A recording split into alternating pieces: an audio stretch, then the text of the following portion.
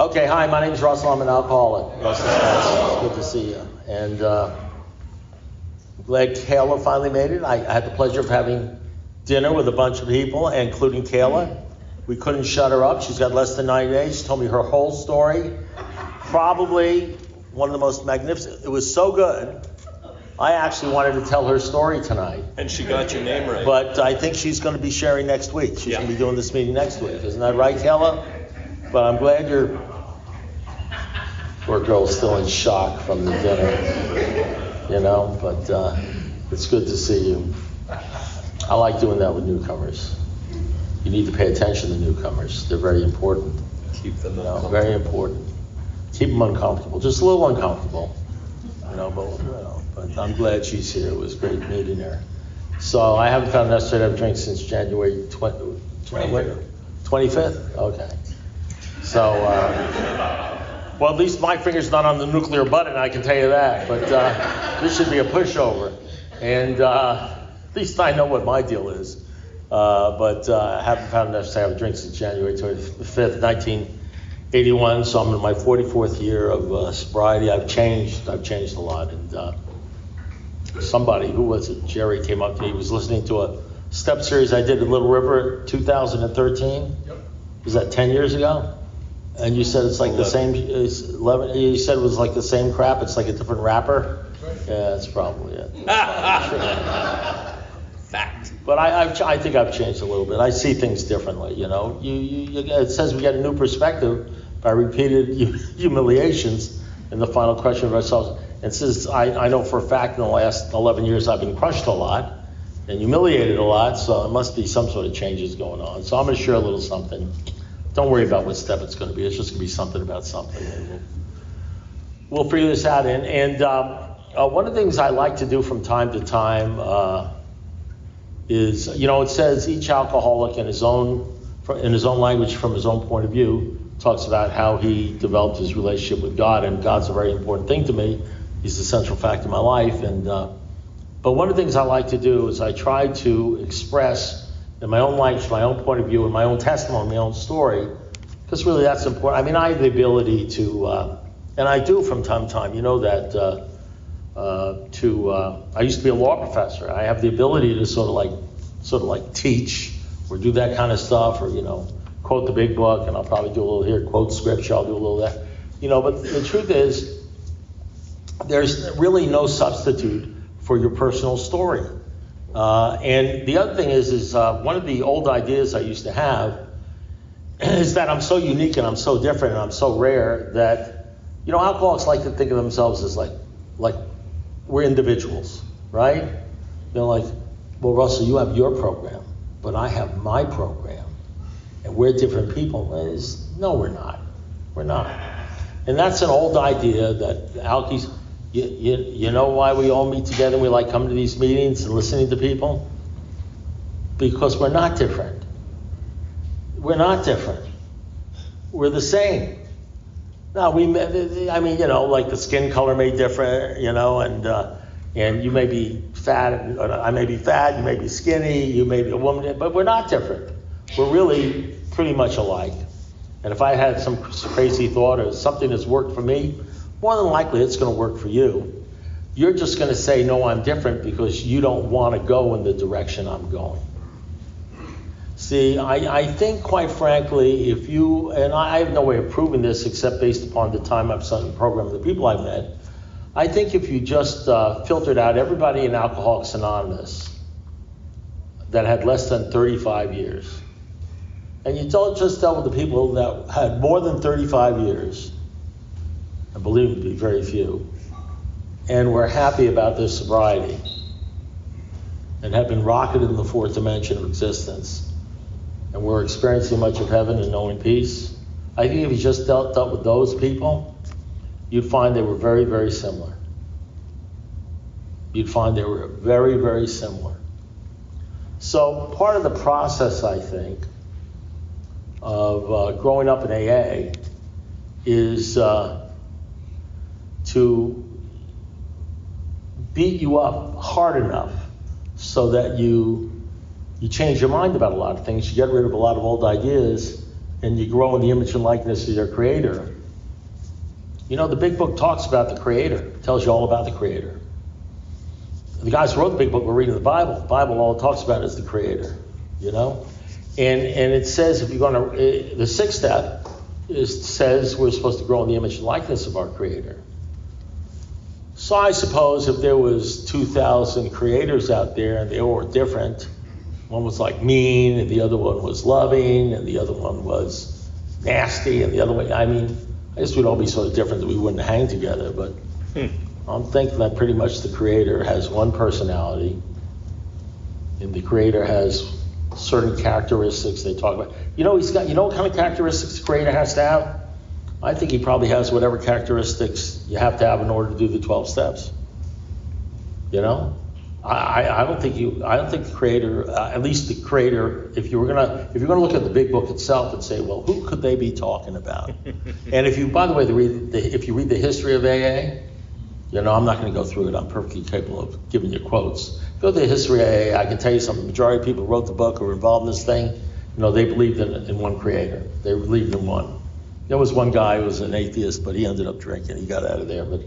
But the bottom line is they believed in one Creator. And you know something? He was forgiving, and he was tolerant, and he was disciplined, and he believed in truth and honesty, and he believed in not loving the things of this world, you know, and he believed in service, and he believed in being a servant. He even believed in turning your will and your life over to him. He believed in you being focused in him. You know, he believed in, I mean, you read the big book. The big book pretty maps out what the Creator looks like, what he acts like, you know, what he's supposed to be like and everything like that. So I think what happens is as you grow up in this thing, you get your bumps and you get slapped around and you get hurt and all sorts of things happen. And you end up looking like, and I saw this on all the old timers, a certain type of personality. You may even develop something called humility. I don't know, you know. And one of the things they say about the disease, now the first thing, one of the things that you learn about for the first 20 years, 30 years, 40 years, whatever it is you learn what the disease looks like. Because when you come in here, you think the disease is drinking. And you want to stop drinking. So you hang out with a group because you want what they have. And what they have, as far as you can see, is they're not drinking and you are. They've lost desire, so you want what they have and you go to any length to get it. And the whole program for you becomes not drinking and going to meetings. It's all about not drinking. That's what AA is. That's what AA, the fellowship, is all about. That's not what AA is all about.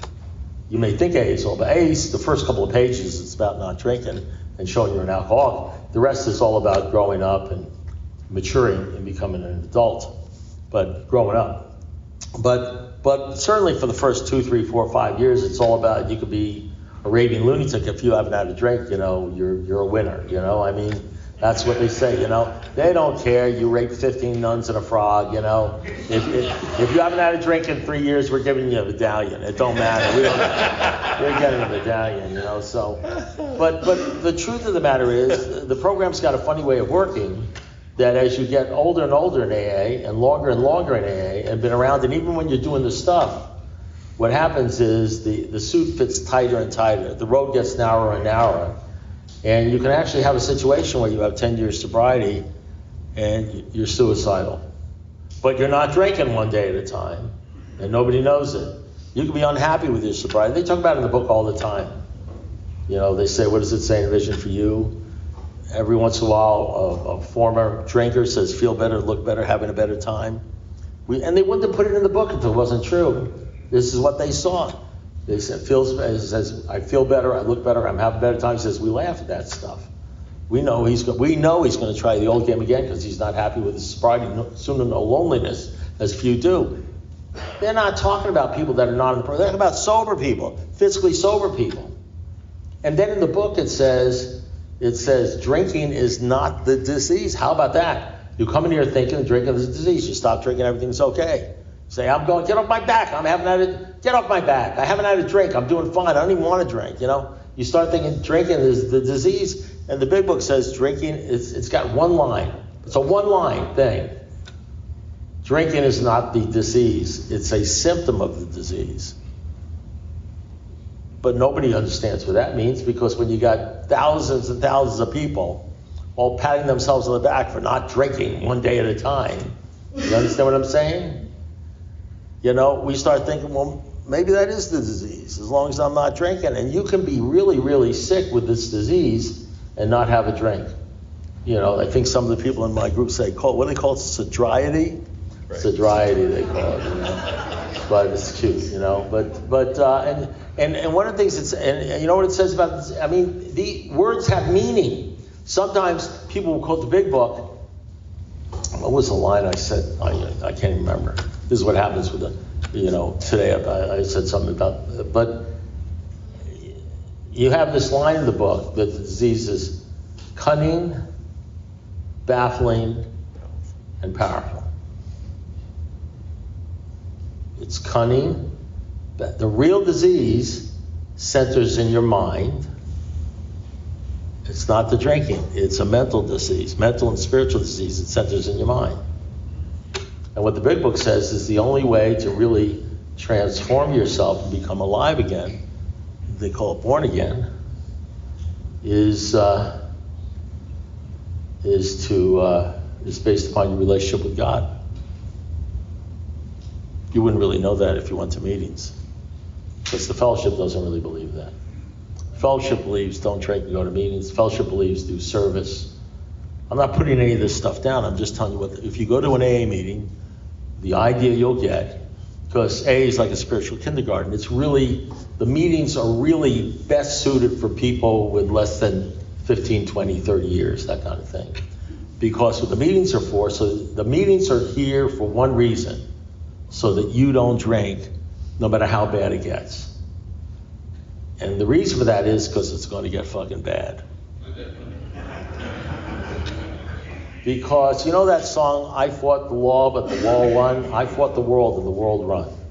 This world is much bigger than you. The shit that's going to come down on you, you're not going to be able to believe, and it's 24/7, no fucking vacations. You know what I mean? And let me tell you something, it's going to come down on you even if you're good and sober. You know, people are going to die. The money's going to leave. Your wife, your boyfriend, your husband's going to get sick and die, or something's going to happen. The world's going to go to hell in the handbasket. They're going to tell you got cancer, breast cancer, whatever cancer, prostate, you're going to have. I'm promising you, no matter how long a time you're in here, the world is going to win. And sometimes it's going to get real fun, where the shit's going to happen. It's not even your fault. You don't have to take a fourth step. You didn't do anything wrong. It's your turn in the barrel. You know what I mean? The world's going to win. You're driving along, you mind your own business, flat tire. You're driving along, you mind your own business, somebody crashes into you. You know, something happens. You know, you find out your insurance was canceled. It's not your fault. You can't remember your password. I don't care. It's going to happen. You know what I mean? It's going to be shit. Well, you know, you're laughing because you know what it's like, because that's the way it is for you right now.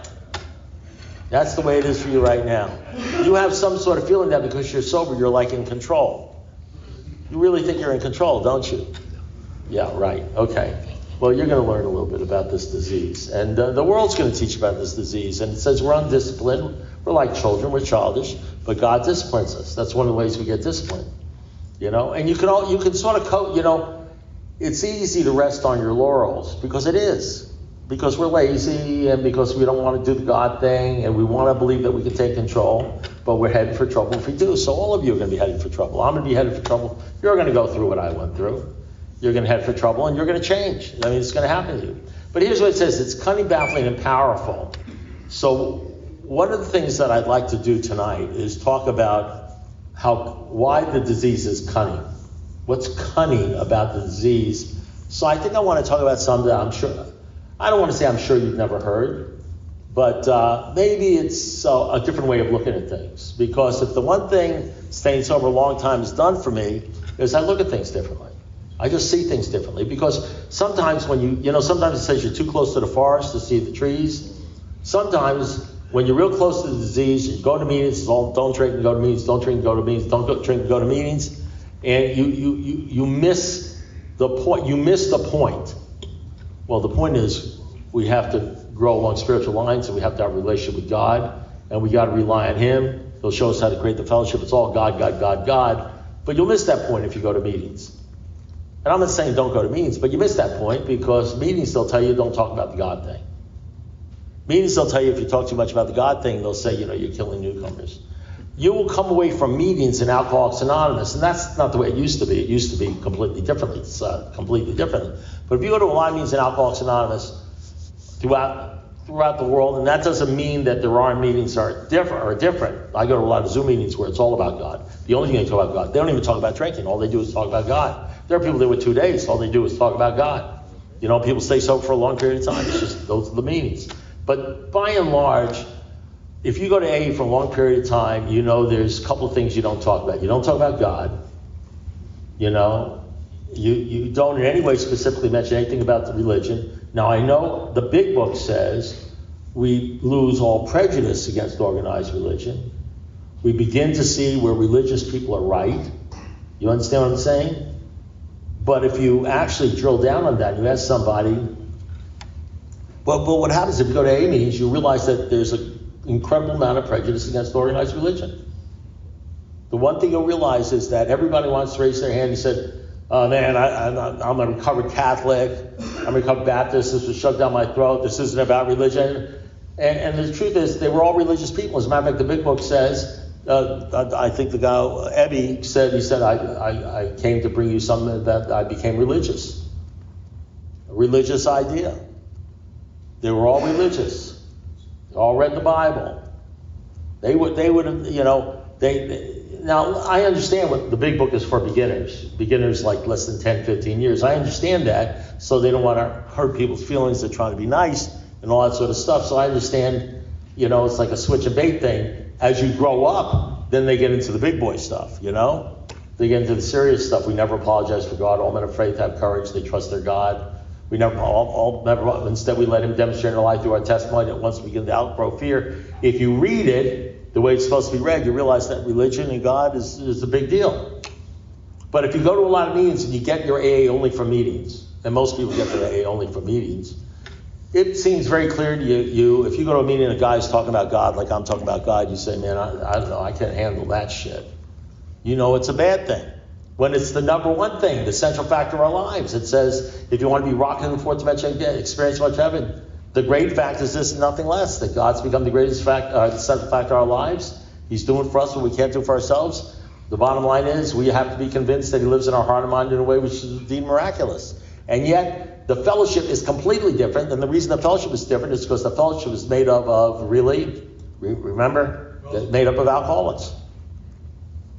And unless and until an alcoholic accepts his alcoholism and all its consequences, his sobriety will be precarious and true happiness will know one at all. And one of the characteristics of an alcoholic is they don't like being told what to do. They're defiant. And the other characteristic is they hate God and they hate people that talk about God. So if you have a group of 100 alcoholics, you know what I mean, and they say, can we talk about God? 99 of them will vote no. No, let's talk about resentments, let's talk about rocking in the fourth, let's talk about gratitude, they'll talk about anything.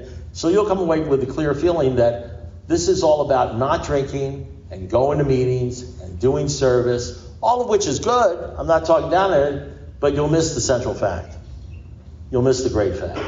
You know what I mean? Which means you can stay sober, drinking-wise, for years, even for 20 years, 25 years, and one day you drink. Or you're not happy about your sobriety, and you can't understand what's going on. Because you're doing everything in AA. You're doing everything, in AA, but you're not happy about your sobriety, and you can't understand why, because you're doing everything they tell you to do with me. You're picking up medallions and stuff, No. Vera. Oh, it's okay. So I want to explain a little bit about what is this cunning? Why is it cunning? So I think if I could explain one aspect of what happened in my life that I've seen as to what a problem is, how this works out, This may help you. Has anybody ever heard the phrase, we've got to quit playing God? It's in the big book. It's in the big book. It says one of the things you got to do is you got to quit playing God. So, I don't want any raised hands or anything. You don't have to, but you ever think of what that means? If the big book warns us, above everything, we got to quit playing God. Burn the idea into every alcoholic's mind that he must focus on God. We've got to quit playing God. If the biggest thing they say is, above everything, we've got to quit playing God, how does an alcoholic play God? Because if you don't know how you tend to play God, then you're going to do it and not even know you do. How do you know you're not playing God now? Most of you are. Most of you are. Now you could sit there and say, well, who the hell is that? He doesn't know me. No, but I know you're playing God. I know you're playing God. Because I know what this disease looks like. And I know if you've got less than 10 years or 15 years and you're not playing God, you are odd man out. You are a weird customer. You are, special. Because I know I was playing God, but I didn't know. But here's the deal. I know I was playing God, but I didn't know I was playing God. You know why? Because if you asked me whether I believed in God, I'd say I did. And if you saw me at a meeting, I'd say the serenity prayer. And at the end of the meeting, I would hold hands and I'd say the Lord's Prayer. You understand? And I'd even mention God. So you couldn't tell me I was playing God, but I was. You know what it says in the 7th step, by the way? It says you can even have an earnest religious belief. You can be religious, but your religion, your faith is barren. It's barren. It's meaningless because you're playing God. So I think it's a good idea to understand what does it mean for an alcoholic to play God. And all I can do, the best way for me to do it, is rather than telling you you're playing God or I'm playing God, I want to tell you how I played God for 20 years. Sober. Doing everything you're supposed to do in AA. And maybe you'll understand how, isn't that how it works? I used to be able to do a good drunk lock. I could do it if you put a gun to my head, but I don't really talk. Because I drank for like 15 years. And then I got sober. You understand what I'm saying? And I've been sober for 43 plus years. So I've been sober a lot longer than I've drank. So I've been dealing for the last 43 years with sober alcoholism. In other words, what alcoholism looks like, because I was alcoholic. I had all the tendencies and all the alcoholism that centers in my mind before I started drinking. I started drinking, I was still an alcoholic, I had alcoholism, but that was my medicine. And now I stopped drinking, now I have the alcoholism, and I've had alcoholism, so I know what it's like to have alcoholism before AA and before drinking, alcoholism during the drinking, and I really know what it's like to deal with alcoholism without drinking. You with me? And alcoholism but it's cunning, and it's baffling, and it's powerful, and it's subtle. It's so subtle. I know you're going to find this hard to believe that you may have rampant alcoholism of the worst kind, where you could have 11 years and not know in 15 years you're going to be drunk. You understand? Every time I speak to a group like this, I know there's like one guy here, or 2 guys, or 5 guys, or a gal, who's got 11, 12, 15 years, and they're going to be drunk in 6 months, and they don't know it. Because they think that they're doing well. What does it say? So an alcoholic's self will run riot. What does it say? Though he usually doesn't think so. What does it say? It says we're delusional. That's the disease, sober. We can't separate true from the false. Our alcoholic life and thinking seems normal to us. How do you know, no matter how long you're sober, that you're sober? How do you know that you're sober? How do you know you're not going to be drinking? How do you know you're not the guy they talk about when they say there'll come a time in every alcoholic's life will have no defense against the first drink. This defense has to come from God. How do you know that you're going to have a defense that's going to be able to come from God if you're just playing God? What if you don't have God? What if you don't believe in God? Hey, here's something. I was just thinking about this today just to throw out, just see whether I can upset anybody. Let's say you really have an avid belief in God, and you believe God has saved your life, and your whole central part of your life is God. And you're so grateful to God that you would do anything because of what God has done for you. And you are convinced that he is everything and you are nothing, that he has all power. Let's say you're convinced of that.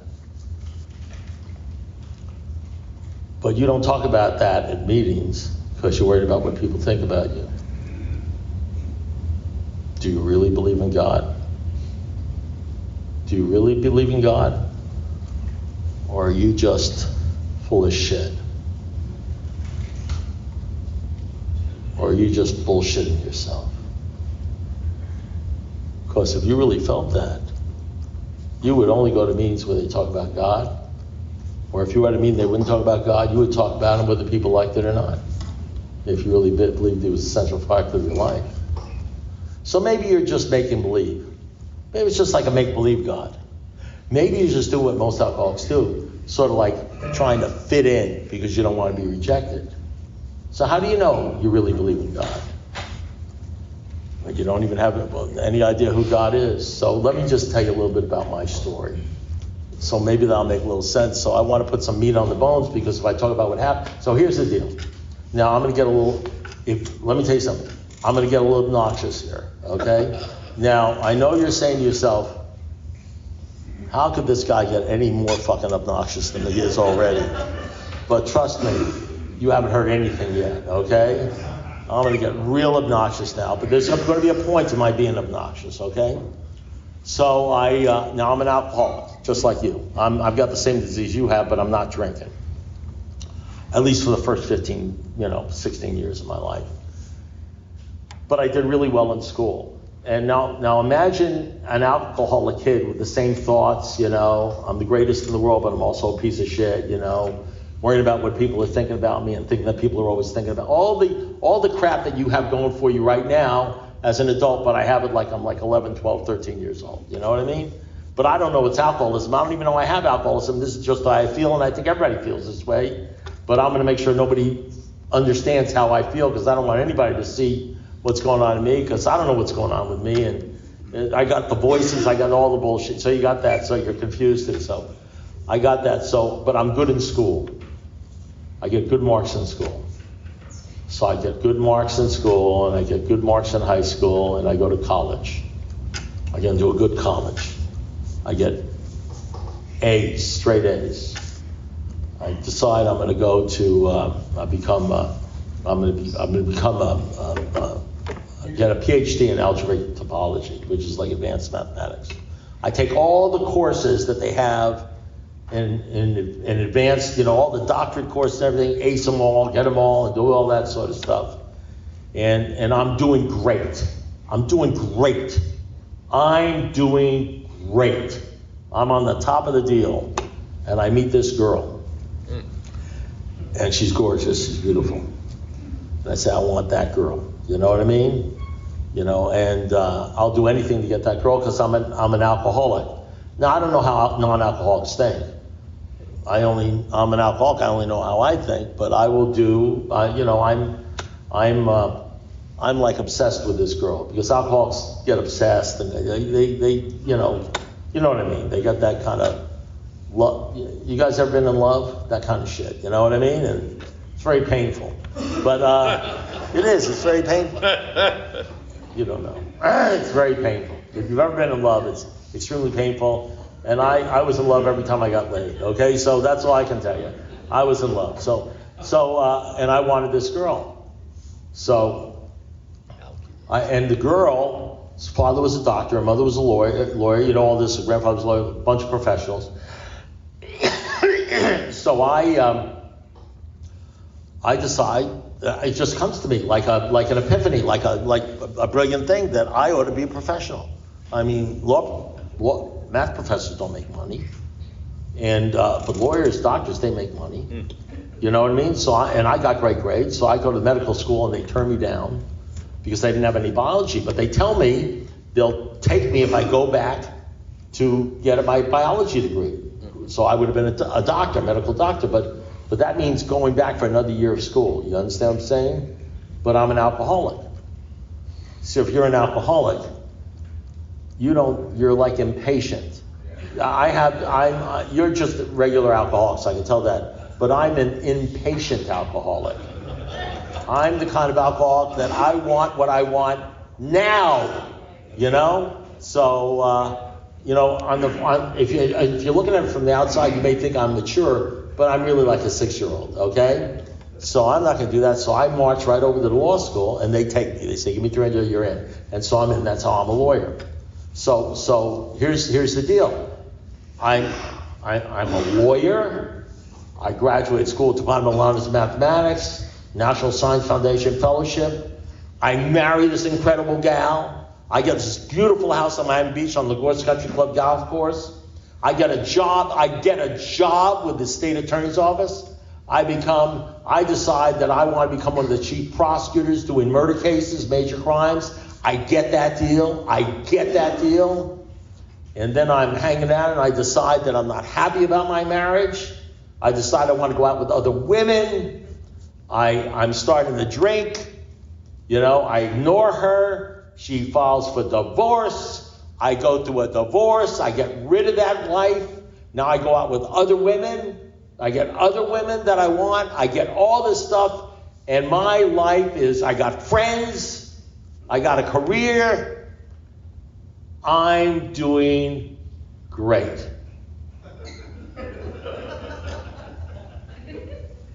And if you asked me how I was doing, I would have told you I was doing great. As a matter of fact, I would have told you I was doing great whether you asked me or not. Because I was. Because I was doing great. Until my life exploded. At 31 years of age. On December 25th, 1980. At 3 o'clock in the morning. And I had nothing. And I had no one. I lost everything. And I was down on my knees. I turned on TV and saw a preacher. He said, you ask Jesus to come into your life. No matter how low you got, you can change. And I got on my knees and I asked the Lord to come into my life. And I'm a Jewish kid from New York, so for regular people, but it was like that. I did that. I was willing to do that. And I asked Jesus to come into my life. And let me tell you something, and this is the truth. I was as serious as a heart attack. I wasn't full of shit. I was serious. I came into Alcoholics Anonymous. I got a sponsor. He told me I picked up a white chip. I was serious. I was a good A. I was serious. I was so serious, I went up to this man, I said, I walked a little. How do you get a sponsor? He said, the guy told me, he says, you got to ask somebody. So I asked this guy, will you be my sponsor? He said, yeah, 3 things I want you to do. I want you to join a group. I want you to read this 24-hour book every day on your knees, and I want you to ask God to stay sober. I did that for 15 years. And the only reason I stopped that is because I stopped with the 24-hour book. I went to the Bible and other things, but I did the same thing. Still do it. And he said, now I want you to join a home group. And if you're going to drink, call me up first before you drink. And I did that too whenever the time came out. I had a sponsor, and I went to meetings, and I joined a home group. And I did everything in Alcoholics Anonymous. I was like a fucking superstar. I told you I was going to get even more obnoxious than you can possibly imagine. I went to 2 or 3 meetings a day. I spent 8 years on relay, that if you called Miami into group, at 3 o'clock in the morning or something like that, you get me. 8 years. I was 2 years intergroup banquet chairman. I was intergroup representative. I was secretary of the group. I did all the steps perfectly. Well, you know what I mean. I did all the steps. I did the steps. And I continued to do the steps. You know what I mean? I held hands, I said the Lord's Prayer. I did a lot of service. I sponsored a lot of people. Still do. I picked up medallions. 5-year medallion. 7 million year medallion. A 10-year medallion. I got remarried. I had other kids. I was self-supporting through my own contributions most of the time, you know? And I was doing great. I was doing great. I had people in A singing my praises. You know, you saved my life and all that shit. You know what I mean? I was doing great. Until I was 10 years sober. Now, I want to tell you, I was doing everything that there was not one thing I wasn't doing in AA. Not one thing I wasn't doing in AA. You name it, you know? And until I had 10 years sobriety, and then the roof caved in. I can't tell you what happened. I can't even remember what happened. All I knew is I had 10 years and I was desperate. I can't remember. I wish I could say, well, because I learned I had cancer, because I did learn I had cancer somewhere along the way. I wish I could say, like, the IRS came in and I owed them $100,000 or something, because I did tend to spend more money than I make and things like that. So it's possible that happened. Or it's possible that nothing happened. All I know is there came a time in my life that I had 10 years sobriety and I was a basket case. That's what happened to Bill Wilson, by the way, at 20 years sobriety. When he started taking the LSD, and then he did another, you know, he never drank, and then he started writing the book on emotional sobriety, and he said how he drifted down. And since then, I've seen it happens to a lot of people in AA. I have many friends. Some of them drank at 22 years. Some didn't drink, but they hit bottom at 35 years. You know, it happens to a lot of people. So let me ask you this. How is it that I could be doing I was doing everything in AA, just like I was doing everything, you remember, before I came to AA, and then all of a sudden I blew up? How is it that I was doing everything to AA, and I went down the tube? And you know, what am I going to do? I said, I go to a meeting. They'd say, go to more meetings. I go to more meetings. I'm already going 2 or 3 meetings. They say, I had a sponsor. I talked to my sponsor. I'm not going to talk to the group about it because I had that AA pride. You know what I mean? I got 10 years. I'm chairing the meeting that night. I'm not going to say, I feel like I want to kill myself. I'm depressed. Or I'm not going to say that in front of the group. You understand what I'm saying? I'm just going to do what they tell me to do at the meetings. Go to more meetings. Sponsor more people. You know, nothing showing so much ensures sobriety as you know, intensive work with alcoholics. I'm just going to do more work with alcoholics. And you know what that'll do for you? If you do more work with alcohol, it'll keep you dry. It'll stop you from drinking. It really will. Like Bill Wilson said, I had waves of self-pity. I picked myself up and go to a hospital. I talked to a new man there. I was amazingly lifted up on my feet. But you know what it's like? It's like taking a shot of scotch. It's like I do the activity that they would tell me to do in meetings, and I'd be okay until Tuesday. You know what I mean? And then I'm screwed. And every time I went to a meeting, you know what they'd say? They'd say, don't drink and go to meetings. Now, if you go to a lot of meetings, and you sponsor a lot of people, and you do a lot of stuff, and you do everything, and I was doing everything, you can actually stay sober and be miserable. You'd be shocked at how easy it is to be miserable in AA and think you're doing okay because you're not drinking. But every time I went to a meeting, I never heard anything else than what I was already doing anyway. Everything I was doing. So what was wrong if I was doing everything in AA and still going to meetings? I know you hear about the guys who say I stopped going to meetings. I wasn't stopping going to meetings. I know you hear about that. What was wrong? What was missing? And here's the cunning part of the disease. And it's based upon what I was, the phrase I use. I was intergroup banquet chairman. I was sponsoring a lot of people. I was going to a lot of meetings. I was doing the steps. I was talking to my sponsor. I was sponsoring people. Who needs God when you're keeping yourself sober?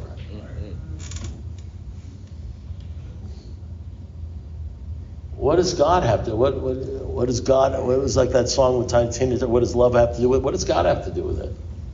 I don't need God. I just need to go to meetings, not drink. And as a matter of fact, if I go to meetings, they tell me that don't talk about the God thing. They tell me, it's the God of your imagination, or whatever you want to think God is. It's not that important. And I'm staying sober. I'm proving to myself I don't need God. All I need is to not drink and go to meetings and sponsor people and do what I'm told, and I'm going to be rocketed in the fourth dimension of existence. I'm not, it's cunning, it's baffling, it's powerful.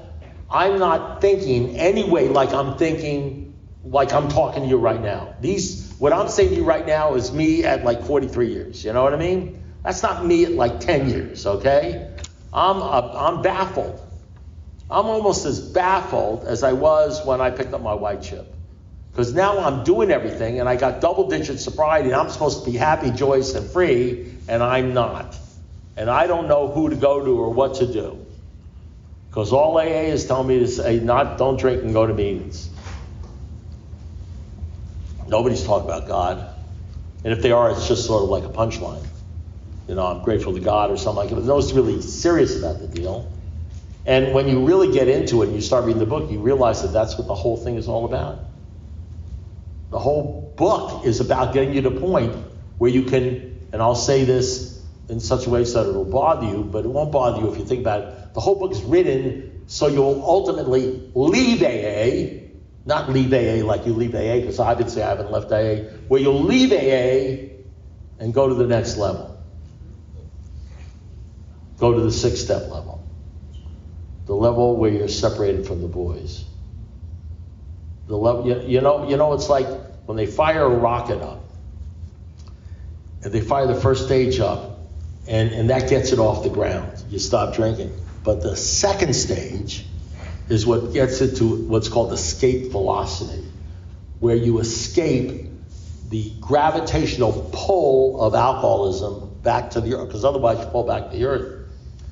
And when they separate out into the second stage, the astronauts say? They say, we've got separation. That's the 6th step. It's the step that separates the men from the boys. And you know how they define the men? That they will do anything to grow in the image and likeness of God. The 6th step is when God becomes important, where you can no longer be full of shit and tell yourself you're doing okay. The 6th step is the step, if you don't do it, you could have 20 years, you're going to drink or be miserable. And it's the step where they talk all about God. But even when most people do the 6th step in AA, they don't talk about what I'm talking about. They try to figure out how to do the 6th step without talking about God. They talk about, driving the speed limit or some sort of shit like that, They talk about stupid shit, you know what I mean? That's what they talk about. Right. So the bottom line is that, so all of a sudden I go up to a guy, this is what happened to me in my life. I go up to a guy and I say, I need help, and I'm telling what it is, and he's not in AA. He was not in AA, but he was a good friend of mine. I liked him, and he was a good guy. He said, you need to go to Bible study. I immediately explained to him, along the party line, that I'm spiritual. That religion and that kind of stuff is for you, but you don't understand, I'm an AA and I'm spiritual. Because I know religion bad, God bad, AA good. You understand? Not realizing that it says we lose all prejudice even against organized religion. We begin to see where they're right. Not realizing all the stuff that they say most of us, we encourage church membership. Most of us belong to such organizations. Not realizing that they were all church members, they were all everything. But I didn't see any of that stuff because even though it's written in the book in 1935, 39, I'm going to the AA of 1990, 1980. I'm going to this fellowship, and nobody's talking like I'm talking to you in this fellowship. You with me?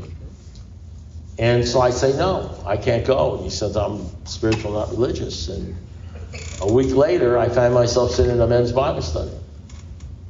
And then I started going to 2 men's Bible study. Never stopped going to AA. In fact, I probably went to more AA. And then I joined that church. I started ministry in that church, became a deacon in that church. And I got a sponsor who was ended up having 55 years sobriety. You know, I wanted what he had.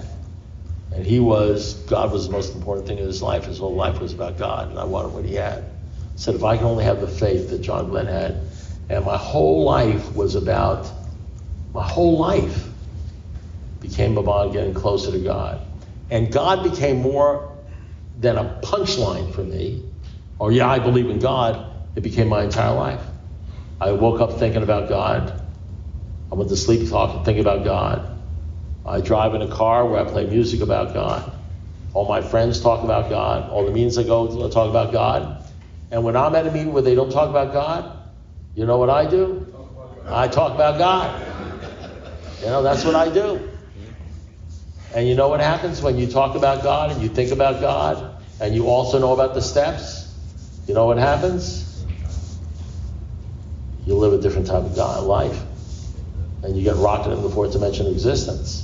And the reason you get rocketed in the fourth dimension of existence and you pass through the arch of freedom, because that's the whole point of the arch of freedom, is the foundation sound, is the concrete in place. The whole point is based upon your relationship with God. And then what happens is God actually shows you how to create a fellowship you crave. And you just don't go to any old meeting. You go to meetings where they talk about stuff that feeds you. And you hang out with people that feed you. You know, it's not that you don't sponsor people, you don't help people or anything like that, but you want to be around because you will become the people you hang out with. So it's not about, you know, the crying and the moaning and the bitching and the problems and, you know what I mean, my puppy died or any of that shit, you know what I mean? You're hanging around with people that are thinking like you are. So you're experiencing unity of spirit. You experience people that not only they don't want to drink, but more than anything else, they all want to talk about God. So you're in a group of people, I'm not putting down this group, you're in a group of people instead of like this, or a group of people where you can talk about God freely, and they're just listening to you because that's all they want to talk about, that's all they want to hear about. And you know what fellowship that's called? That's not the fellowship of AA. That's called the fellowship of the Spirit. And there's the fellowship of AA, all you need is a desire to stop drinking. Fellowship of the Spirit is you got to love the Lord. You got to love God. You got to be willing to get on your knees for God. It's a fellowship of the Spirit. And when you're in a group where it's the fellowship of the Spirit, you know what I mean? The power in that group is amazing. And then you know what you find out? That there are people in the fellowship of the Spirit that aren't even in AA. You're checking out in the grocery store and you look at a gal and say, I know you love the Lord, you love God, don't you? She says, yeah, how'd you know? I can tell you it in your face. And they're all over you and your whole life changes. You know? And you know what happens when your whole life changes because you love God? You know? What happens is you don't have to worry about the cunning, baffling, and powerful because that shit is dispelled. Don't have to worry about that stuff, you know?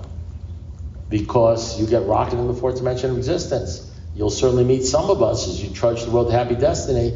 And the great thing is you have an idea where that road is and you don't have an idea where your destiny is. And all of a sudden the words of the big book start having a meaning. And you start reading the big book with the background information that they wrote the big book on, and you understand, you look at it differently. You look at it differently. And then you realize that up until 10 years, you didn't really believe in God. You didn't have an avid central fact, it wasn't the central fact of your life. You were playing God. You were playing like you believed in God. What you really believed in is yourself. You believed in yourself and your power to stay sober just by following directions and doing what they told you to do. not realizing that that was just the first stage. Then you get locked into the first stage. It starts not working, 10, 15, 20, 30 years down the road. And you ask somebody why'd they drink after they had 15, 20 years or 3, and they'll say, I stopped going to meetings. You'll think that's the reason. But the real thing is, why did you stop going to meetings? Why did you stop doing this thing? And the thing is because they weren't getting anything out of it, because they had squeezed that lemon dry. And they hadn't been able to get the next step. They hadn't been able to go to the next level. The AA became a coffin for them instead of a launching pad. That has nothing to do with the 5th step, does it? Well, it does. I'm going to be talking about 6 and 7 and 5, for the next 3 weeks. But the bottom line, and the reason why it has something to do with that is because when you're involved in that kind of ministry and that kind of deal, let me tell you something, you do all the steps. You can't be involved in that deal, you can't be locked into the God thing and not do every single step the way it's supposed to be done. You just can't. You can't live a life. The only way you can get involved in a focus of God like that is by living a life of rigorous honesty. And if you don't get involved in a situation like this, you live the life you used to live before you even came in a life of dishonesty, thinking that you're staying sober based upon your efforts. And the fellowship, unfortunately, is built in such a way where that's what if you go to a lot of meetings, that's what you'll hear. I mean, I've been to meetings of 100, 200 people, meetings like this, where people all share. You won't hear one person talk. You won't hear one person talk about God. Not one person. Well, you'll hear one person. But nobody will mention the word God. Can you imagine that? Well, sure you can imagine that because you've been to those meetings. So that's all I have to say. Thank you.